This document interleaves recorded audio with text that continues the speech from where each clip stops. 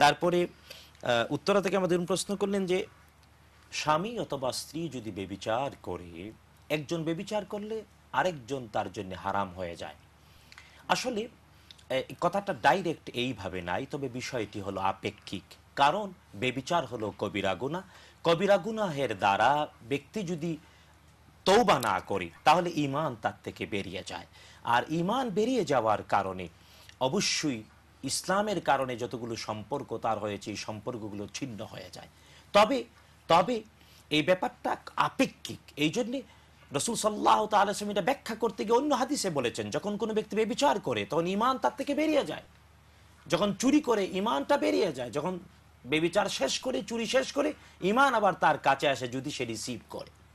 তাই এটা ভয়াবহ এক বিষয়। শুধু তাই না, সূরা নূরের মধ্যে আল্লাহ তাআলা বলেছেন বেবিচারী পুরুষ বেবিচারী নারীকেই বিবাহ করে, বেবিচারী নারী বেবিচারী পুরুষকেই বিয়ে করে।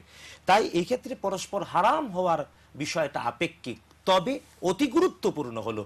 কারণ মানে সহজ বাংলায় আল্লাহ তাআলার কথাকে অনুবাদ করলে আত-তাইয়্যিবুনা লিত-তাইয়্যিবাত ওয়াত-তাইয়্যিবাতু লিত-তাইয়্যিবিন, অর্থাৎ রাজা কারানি পেঁচা কাপড়। সময় শেষ প্রান্তে শেষ